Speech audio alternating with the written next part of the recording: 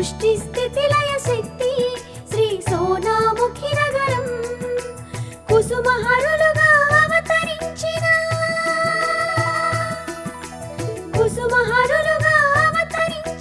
దివ్య ప్రేమ నిలయం సోనాముఖి నగరం ఆనంద సాగరం సోనాముఖి నగరం ఆనంద సాగరం.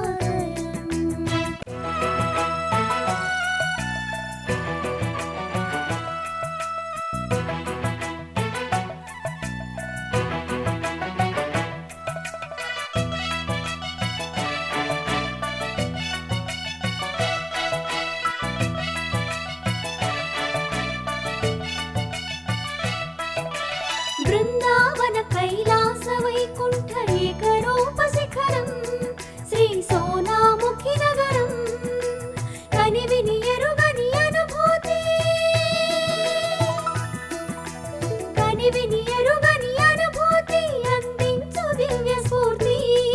అందించు దివ్య స్ఫూర్తి సోనాముఖి నగరం ఆనంద సాగరం దీన జనాధారం గానామృత ప్రసారం సోనాముఖి నగరం ఆనంద సాగరం సోనాముఖి నగరం ఆనంద సాగరం. ఇదే సోనాముఖి క్షేత్రం పశ్చిమ బెంగాల్లోని బంకురా జిల్లాలో భగవానుడు హరనాథ రూపాన ఆ పరాశక్తి కుసుమకుమారి రూపాన అవనిపై అవతరించిన దివ్య క్షేత్రం. హరనాథుడు హరిహరావతారుడు.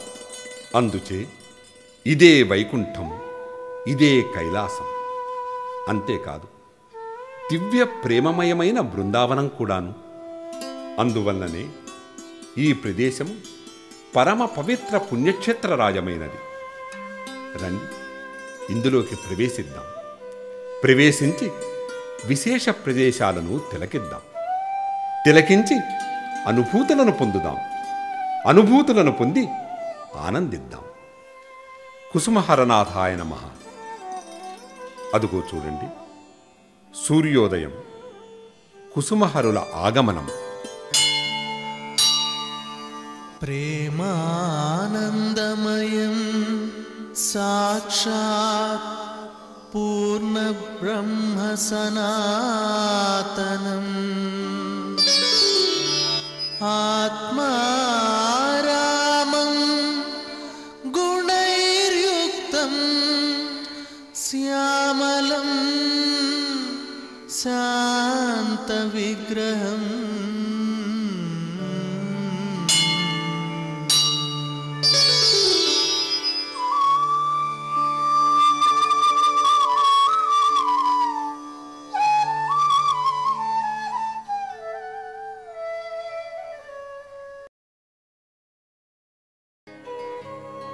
సూర్యకిరణాలు అంధకారాన్ని పోగొట్టి వెలుగును ప్రసాదించును.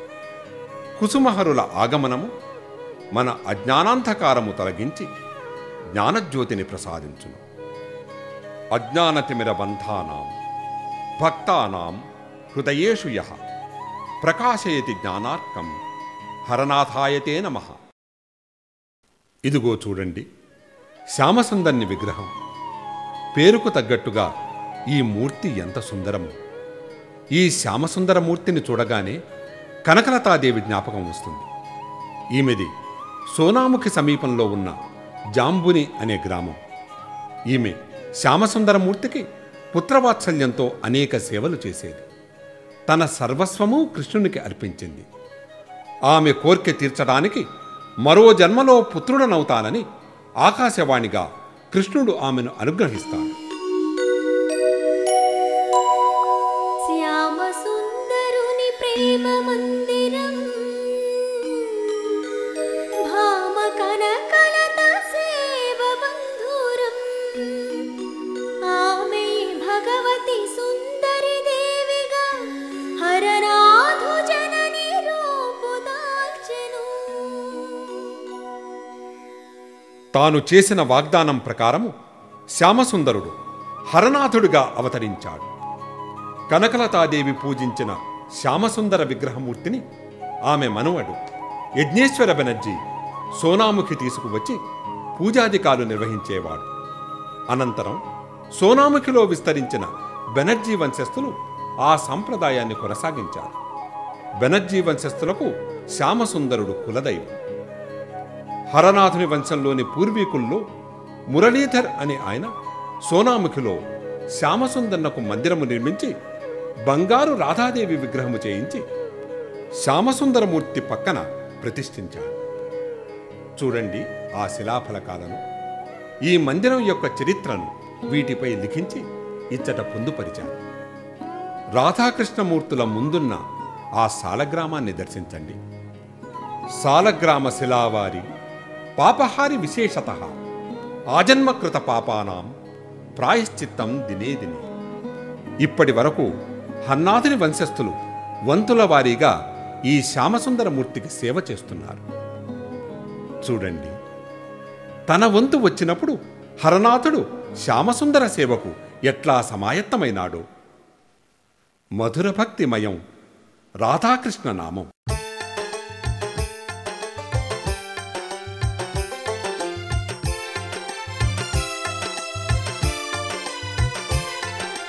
राधे श्याम जय राधे श्याम, राधे श्याम जय राधे श्याम, राधे श्याम जय राधे श्याम, राधे श्याम जय राधे श्याम। सोनामुखी से श्री राधे श्याम, सुंदर वदना राधे श्याम, सोनामुखी से श्री राधे श्याम, सुंदर वदना राधे श्याम। राधे श्याम जय राधे श्याम, राधे श्याम जय राधे श्याम, राधे श्याम जय राधे श्याम, राधे श्याम जय राधे श्याम।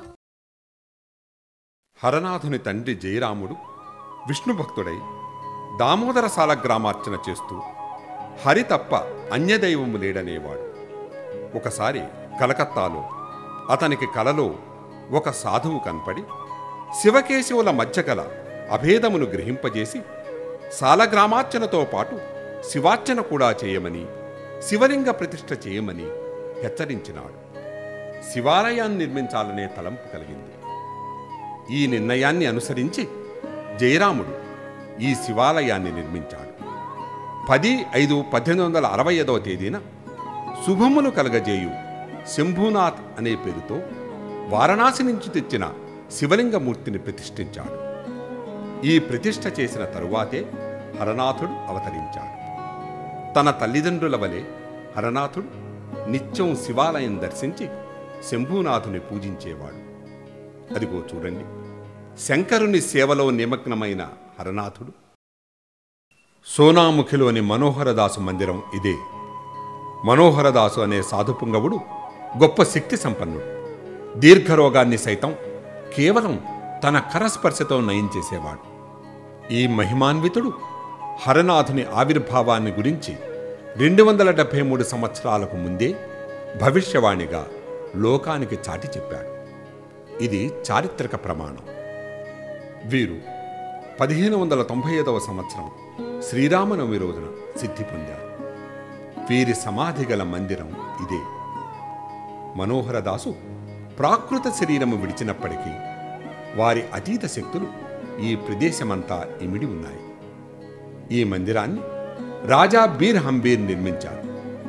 ఇక్కడ ప్రతి సంవత్సరం శ్రీరామనవమికి 6 రోజుల పాటు ఉత్సవాలు జరుపుతారు.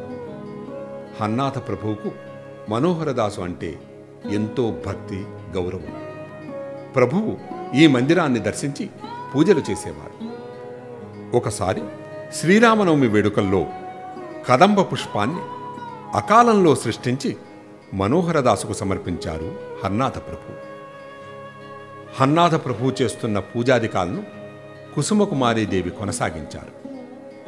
అనారోగ్యంతో బాధపడుతూ సోనాముఖికి వచ్చిన భక్తులకు మనోహరదాసు మందిరానికి వెళ్ళి ప్రదక్షిణాలు చేసి రండి అని కుసుమకుమారి సూచించేవారు.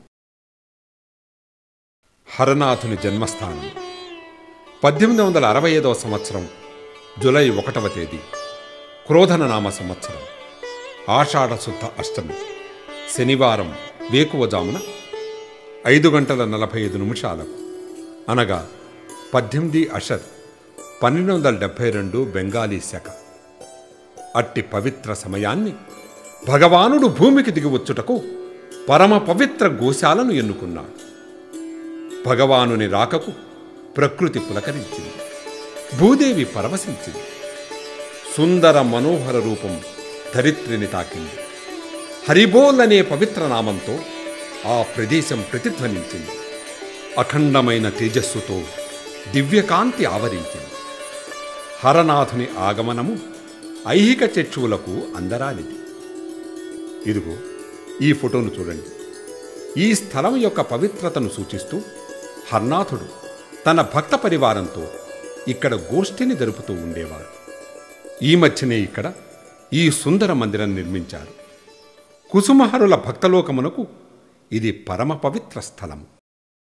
కుసుమకుమారి జన్మస్థానం 1870వ సంవత్సరం డిసెంబర్ 14వ తేదీ. సకల శక్తి స్వరూపిణి దయామయిగా కుసుమకుమారి అనే నామంతో భూమిపై అవతరించిన పవిత్ర ప్రదేశము ఇదే.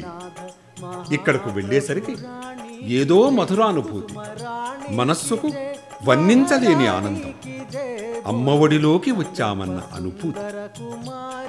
కుసుమదేవి సోనాముఖి వాస్తవ్యులు చంద్రావళి కందర్ప సుందర నారాయణ భట్టాచార్య దంపతులకు కుమార్తెగా అవతరించింది.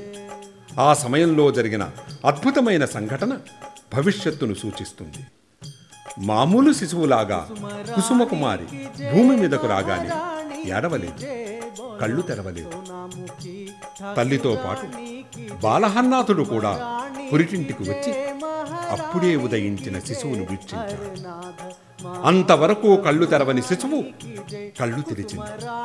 తెరిచి మొట్టమొదట హరనాథుణ్ణే చూసి నవ్వింది. ప్రేమ సామ్రాజ్య స్థాపనకు యుగళమూర్తులుగా వారు ఆనాడే నాంది పలికారు. పరమశక్తి స్వరూపిణి పరాత్పరుల అద్భుత సమాగమం. కుసుమహరుల నివాస గృహము కుసుమకుంజ్. సోనాముఖిలో కుసుమహరనాథుల యొక్క నివాస గృహం ఇదే. ఈ ఇంట్లోనే కుసుమకుమారీదేవి భక్తులను కన్నతల్లి వలె ఆదరించేది. యాదేవి సర్వభూతేషు మాతృరూపేణ సంస్థిత అన్నట్లు జగన్మాతృత్వము చూపించింది ఇక్కడే. పసిపిల్లలు తల్లి ఒడిలో చేరినప్పుడు పొందే స్వాంతనను కుసుమకుమారీదేవి ఆదరణలో ఈ ఇంట్లో భక్తులు పొందేవారు. గృహ ప్రాంగణంలో తులసీ బృందావనం. పవిత్రమైన ఈ తులసీమాతకు కుసుమకుమారీదేవి నిత్యము పూజ చేసేవాడు. హరనాథుడు ఈ తులసి కోటకు ఎంతో ప్రాధాన్యమిచ్చేవాడు. హరనాథునికి అసంఖ్యాకంగా వచ్చే ఉత్తరాల కొరకు లెటర్ బాక్స్ ఏర్పాటు చేశారు. ఈ లేఖలన్నిటికీ హర్నాథుడు స్వయంగా సమాధానం రాసేవాడు. సంక్షోభిత హృదయాలకు ఈ సమాధానాలు స్వాంతన కలిగించేవి, సందేహ నివృత్తి చేసేవి. ఇంతేలా ప్రేమతత్వాన్ని హరనాథుడు ఆ లేఖల్లో చొప్పించాడు. ఆ లేఖలు పాగల్ హన్నాథ్ అనే పేరుతో 5 భాగాలుగా విభజింపబడి పవిత్ర గ్రంథాలుగా దేశ విదేశాల్లో పరిగణింపబడుతున్నాయి. నారదుడు తన తంబుర వలన సిద్ధి పొందెను.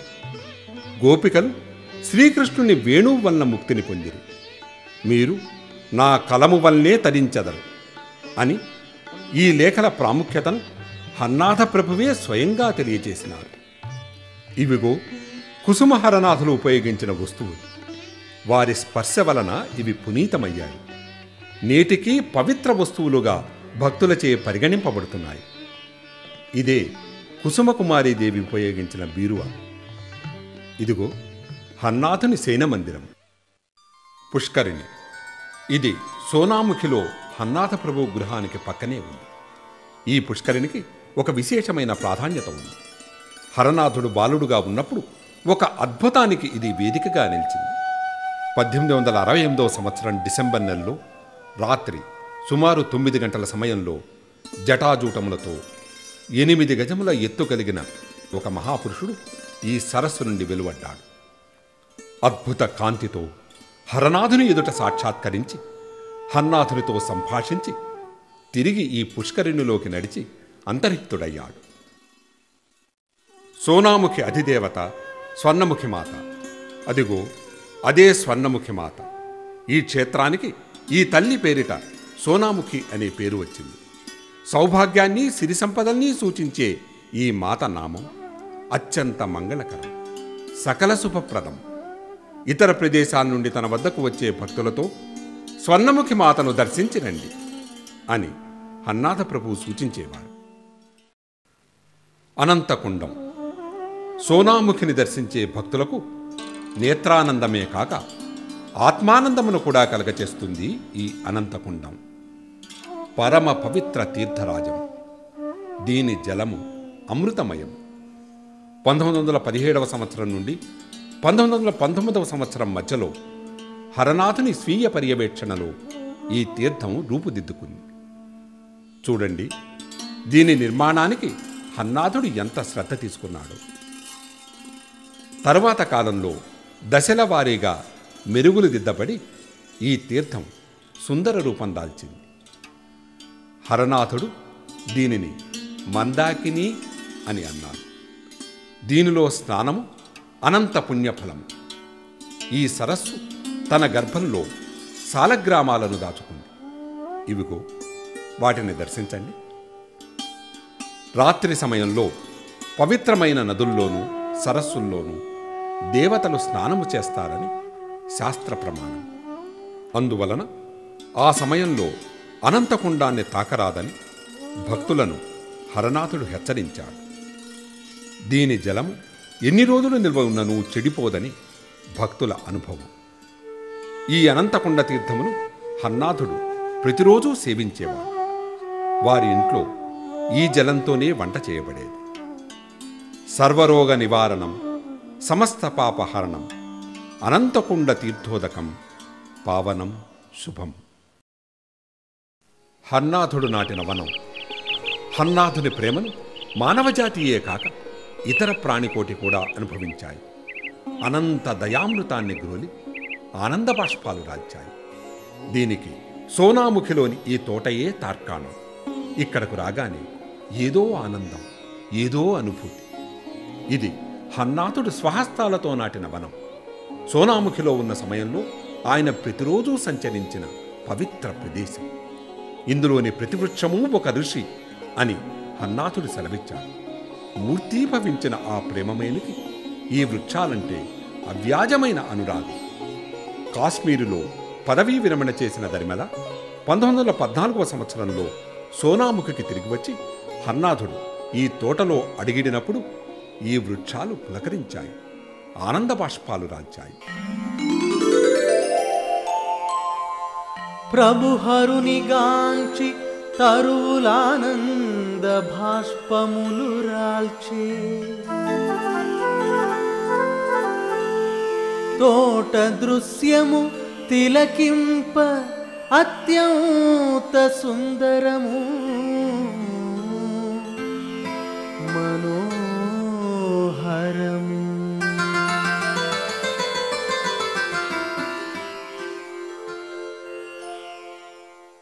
ప్రతి సంవత్సరం డిసెంబర్ 31, జనవరి 1వ తేదీల్లో భక్తులు ఈ తోటలో ఉత్సవాలు జరుపుకుంటారు. ఆనందమిళన్ అనే పేరుతో దీన్ని హరనాథ ప్రభువే ఆరంభించగా నేటికి ఇది కొనసాగుతుంది. హరనాథునికి అత్యంత ప్రీతికరమైన అన్నదానం ఈ సమయంలో ఇక్కడ జరుగుతుంది. అదిగో భక్తుల కొరకు నిర్మించిన వసతి గృహాలు. ఇవేగాక ఈ ప్రాంగణానికి వెలుపల కూడా మా సంస్థచే 2 వసతి గృహాలు నిర్మింపబడ్డాయి. ఇదిగో చూడండి, ఈ చెట్టు కింద పుట్ట. భూతనాథ్ అనే భక్తుడు హరనాథుణ్ణి నిరంతరం సేవించేవాడు. ఆయన సిద్ధి పొందిన ధర్మిల ఆయన ధరించిన త్రిశూలంపై ఈ పుట్ట ఏర్పడింది. సేవాతత్పరతకు ఇది ప్రతికృతి. శ్రీమందిరం. అనంతకుండం తీరాన నిర్మితమైన శ్రీమందిరం ఇదే. మహామహిమోన్నతమైన శక్తిపీఠము ఇది. అత్యంత పవిత్ర ప్రదేశం. కుసుమహరనాథులు ఇక్కడ అప్రాకృతముగా ఉన్నట్లు కలిగే అనుభూతి అనిర్వచనీయం, ఆనందమయం. శ్రీమందిర నిర్మాణం దశల వారీగా పూర్తి అయి మెరుగులు దిద్దుకొని ప్రస్తుతం 3 గోపురాలతో అత్యంత సుందరంగా అలరాలుచున్నది. శ్రీమందిర దర్శనము భక్తకోటికి ఆనందకరం. నిత్యము అర్చన, ధూపదీప నైవేద్య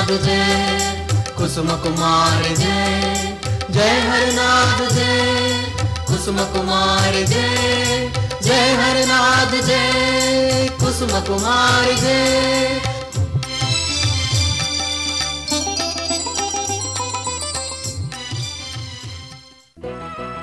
చూడండి, కుసుమహరనాథులు అశ్వశకటంపై మన వద్దకు వస్తున్నారా అన్నట్లుంది. గజారూఢులైన కుసుమహరనాథులు అరుగో. ఎంత నయనానందకరంగా ఉందో ఆ దృశ్యం. ప్రతి ఏటా సప్తాహ సమయంలో విజయదశమి రోజున కుసుమహల్లను అలంకరించి నామ సంకీర్తనతో సాగే ఈ తిరువీధి నేత్రానందకరం. భక్తి పారవస్యంతో ఎలుగెత్తి చేసే ఈ నామముతో యావత్తు ప్రదేశము పునీతమవుతుంది. నా నామము చేసే చోట నేను ఉంటాను అన్న హరనాథుని వాణిని అనుసరించి అదుగో చూడండి, కుసుమహరులు ఇక్కడికి ఎలా వస్తున్నారో. మోహాంధకారం త్వరితం నివార్య జ్ఞానప్రదీపం ప్రకటీకృష్వ. అజ్ఞానాన్ని పోగొట్టి జ్ఞానాన్ని ప్రసాదించమని వేడుకుంటూ కుసుమహల్లకు సమర్పించే దివ్య మంగళహారతి. भवबन्ध विमोचन दिव्य गुण जनवन्दित पल्लव मृदु चरण अरविन्द नयन पातक हरणा जय हारति श्री कुसुमारमण शुभ हारति हे करुणा भरणा जय हारति श्री कुसुमारमण जय जय श्री सोनामुखी वास जय जय माया मानुष वेश जय जय हर गोपाल विलासा हारति श्री कुसुमारमण शुभ हारति हे करुणा भरणा जय हारति श्री कुसुमारमण कुसुमारमण कुसुमारमण।